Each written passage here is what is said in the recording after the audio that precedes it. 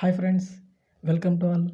ನೀವು ನೋಡ್ತಾ ಇದ್ದೀರಾ Krishi learn easily YouTube channel. So ಇವತ್ತಿನ ಟಾಪಿಕ್ ಮಾಡರ್ನ್ ಹಿಸ್ಟರಿಯಲ್ಲಿ ಪ್ಲಾಸ್ಟಿಕ್ ಕದನದ ಬಗ್ಗೆ ಸಂಪೂರ್ಣವಾಗಿ ಸುಲಭವಾಗಿ ಕಲಿತಾ ಹೋಗೋಣ. ಸೊ ನಮ್ಮ ಹಿಂದಿನ ವಿಡಿಯೋ ಕಾರ್ನಾಟಿಕ್ ಯುದ್ಧಗಳ ಬಗ್ಗೆ ಯಾರಾದರೂ ನೋಡಿಲ್ಲ ಅಂದರೆ ದಯವಿಟ್ಟು ನೋಡಿ, ಐ ಕಾರ್ಡ್ ಹಾಕಿರ್ತೀನಿ. ತುಂಬ ಸುಲಭವಾಗಿ ಹೇಳ್ಕೊಟ್ಟಿದ್ದೀನಿ. ಸೊ ಇನ್ನೂ ನಮ್ಮ ಚಾನಲ್ನ ಯಾರಾದರೂ ಸಬ್ಸ್ಕ್ರೈಬ್ ಮಾಡಿಲ್ಲ ಅಂದರೆ ದಯವಿಟ್ಟು ಸಬ್ಸ್ಕ್ರೈಬ್ ಮಾಡಿ ಹಾಗೂ ಬೆಲ್ ಐಕನ್ನ ಪ್ರೆಸ್ ಮಾಡೋದ್ರ ಮೂಲಕ ಸದಾ ನೋಟಿಫೈ ಆಗಿರಿ ಅಂತ ಹೇಳ್ತಾ, ಸೊ ನಾನು ಯಾವಾಗಲೂ ಹೇಳೋಗೆ ಶ್ರಮದ ಫಲವೇ ಜಯ ಆಗಿರುತ್ತೆ. ಸೊ ನಾವು ಯಾವುದೇ ತರಹದ ಶ್ರಮನ ಹಾಕ್ತೆ ನಮಗೆ ಜಯ ಸಿಗೋದಿಲ್ಲ ಅಂತ ಹೇಳ್ತಾ, ಸೊ ಬನ್ನಿ ತಡ ಮಾಡದೆ ವಿಡಿಯೋನ ಸ್ಟಾರ್ಟ್ ಮಾಡೋಣ. ಪ್ಲಾಸಿ ಕದನ. ಸೊ ಪ್ಲಾಸಿ ಕದನ 1707ರಲ್ಲಿ ಔರಂಗಜೇಬನ ಮರಣ ಆಗುತ್ತೆ. ಮೊಘಲ್ ಚಕ್ರವರ್ತಿಯಾದಂತಹ ಕೊನೆಯ ಪ್ರಮುಖ ಚಕ್ರವರ್ತಿಯಾದಂತಹ ಔರಂಗಜೇಬನು 1707ರಲ್ಲಿ ಮರಣ ಹೊಂದುತ್ತಾನೆ. ಸೊ ಇವನ ಮರಣದ ನಂತರ ಬಂದಂತಹ ಉತ್ತರಾಧಿಕಾರಿಗಳು ದಕ್ಷ ಆಡಳಿತಗಾರರಾಗಿರಲಿಲ್ಲ. ಸೊ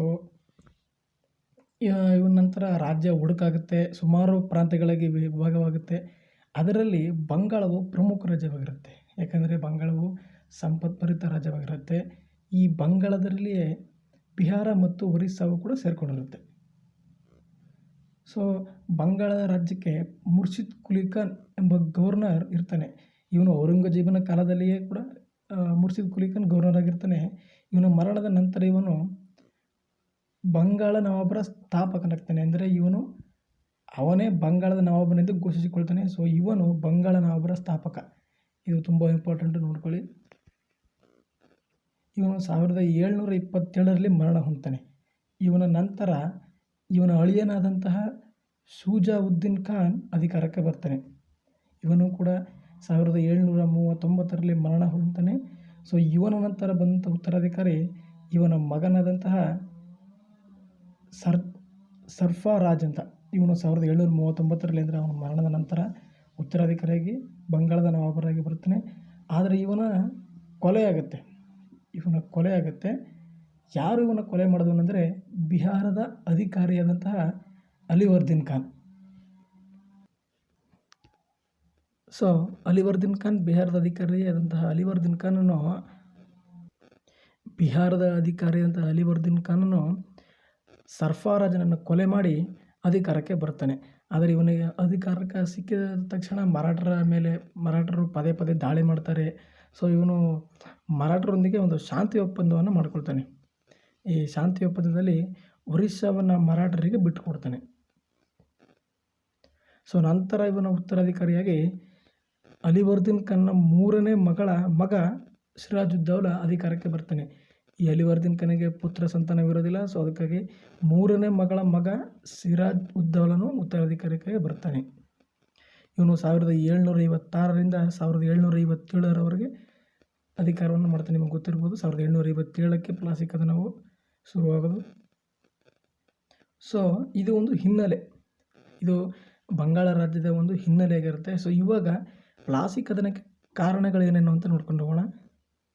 ಸೊ ಸಿರಾಜುದ್ದೌಲನು ಬಿಹಾರದ ಅಧಿಕಾರಿಯಾದಂತಹ ಅಲಿವರ್ದೀನ್ ಖಾನನ 3ನೇ ಮಗ ಆಗಿರ್ತಾನೆ. ಸೊ ಇವನು ಉತ್ತರಾಧಿಕಾರಿಯಾಗಿರೋದು ಶೌಕತ್ ಜಂಗನಿಗೆ ಇಷ್ಟೇ ಇರಲಿ, ಇವನು ವಿರೋಧಿಸ್ತಾನೆ. ಈ ಶೌಕತ್ ಜಂಗ್ ಯಾರಪ್ಪ ಅಂದರೆ ಇವನು ಅಲಿವರ್ದೀನ್ ಖಾನನ 2ನೇ ಮಗ. ಇವನು 3ನೇ ಮಗ ಆದರೆ ಇವನು 2ನೇ ಮಗ ಆಗಿರ್ತಾನೆ.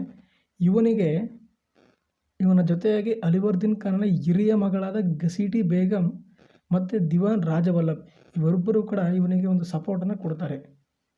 ಇದು ಕೂಡ ಒಂದು ಕಾರಣ ಆಗಿರುತ್ತೆ. ಮತ್ತೆ ರಿಪೀಟ್ ಮಾಡ್ತೀನಿ, ನೋಡ್ಕೊಳ್ಳಿ. ಇದಕ್ಕೆ ಕಾರಣ ಏನಂದರೆ ಸಿರಾಜುದ್ದೌಲಾ ಉತ್ತರಾಧಿಕಾರಿಯಾಗಿದ್ದು ಅಲಿವರ್ದೀನ್ ಖಾನ್ನ 2ನೇ ಮಗನಿಗೂ ಕೂಡ ಇಷ್ಟ ಇರೋದಿಲ್ಲ. ಇವನು ಕೂಡ ವಿರೋಧಿಸ್ತಾನೆ. ನಂತರ ಅಲಿವರ್ದೀನ್ ಖಾನನ ಹಿರಿಯ ಮಗಳಾದ ಗಸೀಟಿ ಬೇಗಂ ಕೂಡ ಇದನ್ನು ವಿರೋಧಿಸ್ತಾಳೆ. ಮತ್ತು ದಿವಾನನಾದಂತಹ ರಾಜವಲ್ಲಭನು ಕೂಡ ಇದನ್ನು ವಿರೋಧಿಸ್ತಾನೆ. ಸೊ ಮತ್ತು ಬಂಗಾಳದಲ್ಲಿ ಆರ್ಥಿಕ ಮತ್ತು ರಾಜಕೀಯ ಪರಿಸ್ಥಿತಿ ಸರಿ ಇರೋದಿಲ್ಲ. ಸೊ ನಿಮ್ಗೆ ಆವಾಗಲೇ ಹೇಳಿದಾಗೆ ಮರಾಠರು ದಾಳಿ ಮಾಡಿರ್ತಾರೆ. ಸೊ ಇದರಿಂದಾಗಿ ಅವ್ರ ಜೊತೆ ಒಪ್ಪಂದ ನಡೆದಿರುತ್ತೆ. ಇದೆಲ್ಲ ಕೂಡ ಒಂದು ಪ್ಲಾಸಿ ಕದನಕ್ಕೆ ಒಂದು ಕಾರಣ ಆಗಿರುತ್ತೆ. ಮತ್ತು ಅನುಮತಿ ಇಲ್ಲದೆ ಬ್ರಿಟಿಷರು ಮತ್ತು ಫ್ರೆಂಚರು ಕೋಟೆಗಳನ್ನು ನಿರ್ಮಾಣ ಮಾಡ್ಕೊಳ್ತಾರೆ. ಯಾಕೆ ಅಂತಂದರೆ ಸಪ್ತವಾರ್ಷಿಕ ಯುದ್ಧದ ಪರಿಣಾಮವಾಗಿ ಇವನು ನವಾಬನಾಗಿದ್ದರೂ ಸಹ ಇವನ ಅನುಮತಿ ಇಲ್ಲದೆ ಇವರು ಒಂದು ಕೋಟೆಗಳನ್ನು ನಿರ್ಮಾಣ ಮಾಡ್ಕೊಳ್ತಾರೆ. ಸೊ ಕೋಪದಿಂದ ಸಿರಾಜುದ್ದೌಲನು ಫ್ರೆಂಚರ ಚಂದ್ರನಾಗರ್ ಕೋಟೆಯ ನಿರ್ನಾಮಕ್ಕೆ ಒಂದು ಆಜ್ಞೆಯನ್ನು ಕಳಿಸ್ತಾನೆ. ಸೊ ಫ್ರೆಂಚರ ಚಂದ್ರನಾಗರ್ ಕೋಟೆಯನ್ನು ನಿರ್ನಾಮ ಮಾಡೋಕ್ಕೆ ಅವರ ಸೈನಿಕರಿಗೆ ಒಂದು ಆಜ್ಞೆಯನ್ನು ಕೊಡ್ತಾನೆ. ಆದರೆ ಫ್ರೆಂಚರು ಇವನ ಜೊತೆ ಒಂದು ಶಾಂತಿ ಒಪ್ಪಂದನ ಮಾಡಿಕೊಳ್ತಾರೆ. ಆದರೆ ಬ್ರಿಟಿಷರು ಮಾತ್ರ ಯಾವುದೇ ತರಹದ ಶಾಂತಿ ಒಪ್ಪಂದವನ್ನು ಮಾಡಿಕೊಳ್ಳಲಿಲ್ಲ. ಸೊ ಇದು ಕೂಡ ಒಂದು ಕಾರಣ ಆಗುತ್ತೆ. ಸೊ ನಂತರ 1717ರಲ್ಲಿ ಫರಾಕ್ ಸಿಯಾರನು ಬ್ರಿಟಿಷರಿಗೆ ತೆರಿಗೆ ರಹಿತ ವ್ಯಾಪಾರಕ್ಕಾಗಿ ಒಂದು ಅನುಮತಿಯನ್ನು ಕೊಟ್ಟಿರ್ತಾನೆ. ಸೊ ಇದರಿಂದ ಈ ರಿಯಾಯಿತಿನ ದುರುಪಯೋಗ ಪಡಿಸ್ಕೊಳ್ತಾ ಇರ್ತಾರೆ. ಯಾರು ಅಂದರೆ ಬಂಗಾಳದ ಶ್ರೀಮಂತ ವ್ಯಕ್ತಿಗಳಿರ್ತಾರಲ್ಲ, ಅವರು ಈ ಒಂದು ನೀವು ಕೇಳಿರೋದು ದಸ್ತಕ್ಗಳು ಅಂತ ಅಂದರೆ ಉಚಿತ ಪಾಸನ್ನು ಇವರು ದುರುಪಯೋಗ ಪಡಿಸ್ಕೊಂಡು ಒಂದು ಲಾಭವನ್ನು ಗಳಿಸ್ತಾ ಇರ್ತಾರೆ. ಇದರಿಂದಾಗಿ ಬಂಗಾಳಕ್ಕೆ ಅಂದರೆ ನವಾಬನ ಆದಾಯಕ್ಕೆ ನಷ್ಟ ಉಂಟಾಗುತ್ತೆ. ಆವಾಗ ಈ ಯಾರು ಇದನ್ನು ಮಾಡ್ತಾ ಇರ್ತಾರೆ, ದುರುಪಯೋಗ ಪಡಿಸ್ಕೊಳ್ತಾ ಇರ್ತಾರೆ, ಅವ್ರನ್ನ ಬಂಧಿಸಲು ಹೋದಾಗ ಅವರಿಗೆ ಬ್ರಿಟಿಷರು ರಕ್ಷಣೆಯನ್ನು ಕೊಡ್ತಾನೆ. ಸೊ ಇದು ಒಂದು ಮೇನ್ ಕಾರಣ ಆಗುತ್ತೆ. ಕ್ರಿಸ್ತಶಕ 1756ರಲ್ಲಿ ಕಾಸಾ ಬಜಾರ್ನಲ್ಲಿ ಬ್ರಿಟಿಷ್ ಕೋಟೆಯನ್ನು ವಶಪಡಿಸ್ಕೊಳ್ತಾನೆ. ಯಾವಾಗ ಇವರು ದಸ್ತಗಳನ್ನು ದುರುಪಯೋಗ ಪಡಿಸ್ಕೊಳ್ತಿದ್ದಂಥ ವ್ಯಕ್ತಿಗಳಿಗೆ ಬ್ರಿಟಿಷರು ಒಂದು ರಕ್ಷಣೆಯನ್ನು ಕೊಡ್ತಾರೋ, ಆವಾಗ ಕೋಪಗೊಂಡಂತಹ ಸಿರಾಜುದ್ದೌಲ ಈ ಕಾಸಾ ಬಜಾರ್ನಲ್ಲಿ ಬ್ರಿಟಿಷರ ಕೋಟೆಯನ್ನು ವಶಪಡಿಸ್ಕೊಳ್ತಾನೆ. ಸೊ ಮತ್ತೆ ಕಲ್ಕತ್ತಾದಲ್ಲಿ ಇದ್ದಂತಹ ಇಂಗ್ಲೀಷರ ಕಂಪನಿಯ ಮೇಲೆ ದಾಳಿ ಮಾಡ್ತಾನೆ. ಮತ್ತು ಕಂಪನಿಯನ್ನಲ್ಲದೆ ಕಲ್ಕತ್ತಾದ ಮೇಲೂ ಕೂಡ ದಾಳಿ ಮಾಡಿ ಕಲ್ಕತ್ತಾವನ್ನು ವಶಪಡಿಸಿಕೊಳ್ತಾನೆ. ಸೊ ಇದರಿಂದ ಭೀತಿಗೊಂಡಂತಹ ಗವರ್ನರ್ಗಳು, ಬ್ರಿಟಿಷರ ಗವರ್ನರ್ ಜನರಲ್ಗಳು ಡ್ರೇಕ್, ಮಿಂಚಿನ್, ಮ್ಯಾಕೆಟ್ ಇನ್ನು ಮುಂತಾದವರು ಪುಲ್ಟಾಗೆ ಪಲಾಯನ ಮಾಡ್ತಾವ್ರೆ. ಸಾರಿ, ಇಲ್ಲಿ ಸ್ಪೆಲ್ಲಿಂಗ್ ತಪ್ಪಾಗಿದೆ.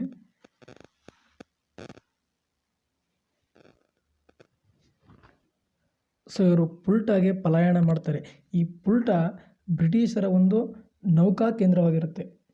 ಸೊ ಈ ಪುಲ್ಟಾ ಎಂಬುದು ಬ್ರಿಟಿಷರ ಅಲ್ಲಿ ಒಂದು ನೌಕಾಪಡೆಯ ಕೇಂದ್ರವಾಗಿರುತ್ತೆ. ಅಲ್ಲಿ ಹೋಗಿ ಅಲ್ಲಿದ್ದಂತಹ ಹಾಲ್ವೆಲ್, ಈ ಹಾಲ್ವೆಲ್ ಯಾರಪ್ಪ ಅಂದರೆ ಬ್ರಿಟಿಷರ ಮಾಜಿ ವೈದ್ಯ ಆಗಿರ್ತಾನೆ. ಇವನ ನೇತೃತ್ವದಲ್ಲಿ ಸಿರಾಜುದ್ದೌಲನ ವಿರುದ್ಧ ಒಂದು 2 ದಿನ ಹೋರಾಡಿ ಮತ್ತೆ 1756ರಲ್ಲಿ ಸಿರಾಜುದ್ದೌಲನಿಗೆ ಶರಣಾಗ್ತಾರೆ. ಆವಾಗ ಅವರಿದ್ದಂಥ ಸಂಖ್ಯೆ 170 ಜನ ಇರ್ತಾರೆ.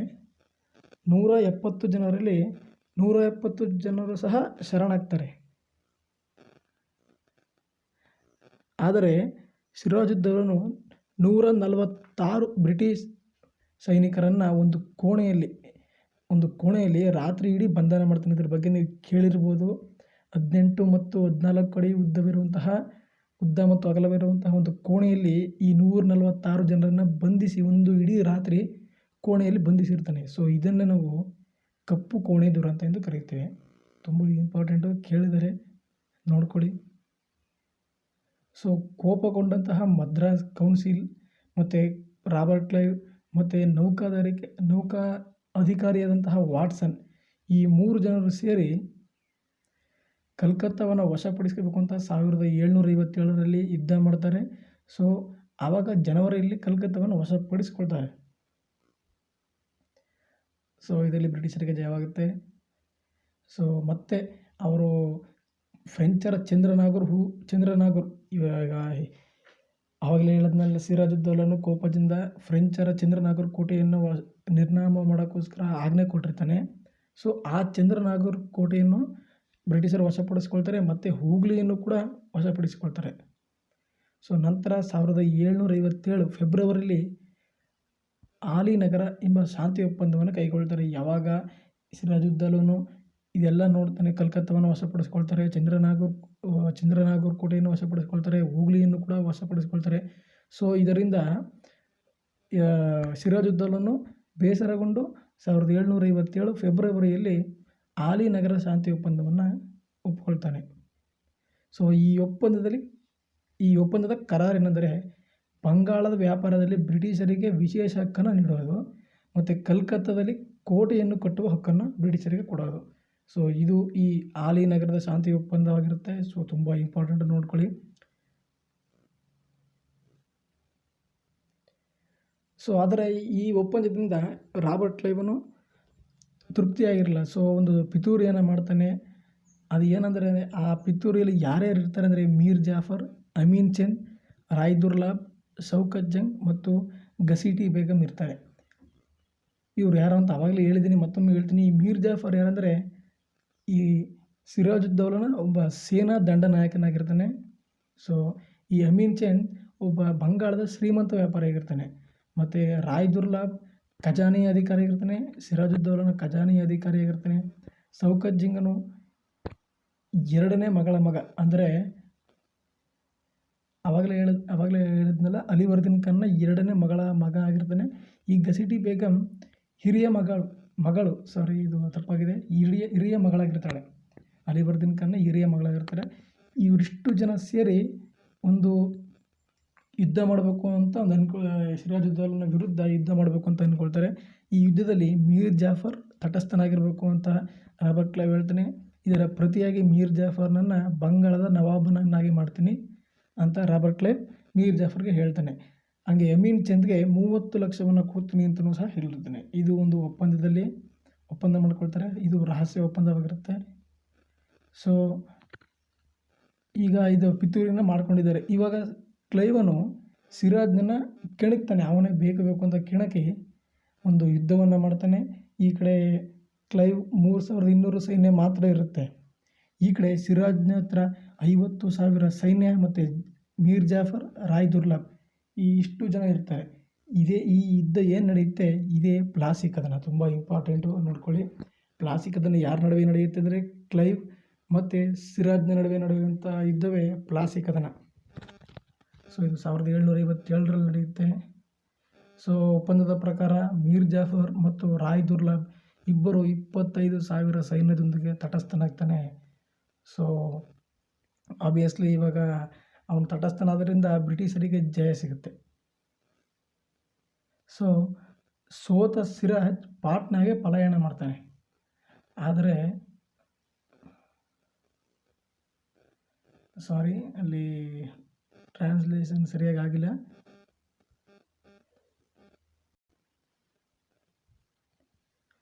ಸೋತ ಸಿರಾಜ್ ಪಾಟ್ನಾಗೆ ಪಲಾಯನ ಮಾಡಿರ್ತಾನೆ. ಆದರೆ ಪಲಾಯನ ಮಾಡಿದ ಸಿರಾಜ್ನನ್ನು ಬಿಡದ ಬೆನ್ನತ್ತಿ ಅವನ್ನ ಹಿಡಿದುಕೊಂಡು ಬರ್ತಾರೆ. ಸೊ ಹಿಡಿದುಕೊಂಡು ಬಂದು ಸಿರಾಜ್ನ ಕೊಲೆ ಮಾಡ್ತಾರೆ. ಯಾರು ಕೊಲೆ ಮಾಡ್ತಾರೆ ಅಂದರೆ ಮೀರ್ ಜಾಫರ್ನ ಮಗನಾದ ಮಿರಾ ಎಂಬುವನು ಸಿರಾಜ್ನ ಕೊಲೆ ಮಾಡ್ತಾನೆ.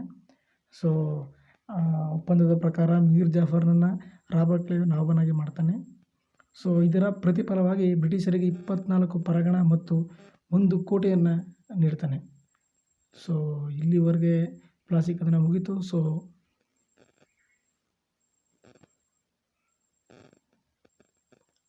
ಸೊ ಇದು ಪ್ಲಾಸಿ ಕದನದ ಸಂಪೂರ್ಣ ಮಾಹಿತಿ. ಸೊ PDF ಯಾರ್ಯಾರಿಗೆ ಬೇಕು ಅದನ್ನು ನಾನು ಡಿಸ್ಕ್ರಿಪ್ಷನಲ್ಲಿ ನಮ್ಮ ಮೊಬೈಲ್ ನಂಬರ್ನ ಕೊಟ್ಟಿರ್ತೀನಿ. ದಯವಿಟ್ಟು ವಾಟ್ಸಪ್ ಮಾಡಿ, ನಾನು ನಿಮ್ಗೆ PDF ಪ್ರೊವೈಡ್ ಮಾಡ್ತೀನಿ. ಸೊ ನಮ್ಮ ಚಾನಲ್ನ ಶೇರ್ ಮಾಡಿ, ಸಬ್ಸ್ಕ್ರೈಬ್ ಮಾಡಿ, ಇಷ್ಟ ಆಗಿದ್ರೆ ಲೈಕ್ ಮಾಡಿ. ಏನಾದರೂ ಡೌಟ್ ಇದ್ದರೆ ಕಮೆಂಟ್ ಸೆಕ್ಷನಲ್ಲಿ ಕಮೆಂಟ್ ಮಾಡಿ. ಪ್ಲೀಸ್ ಸಬ್ಸ್ಕ್ರೈಬ್ ಮಾಡಿ.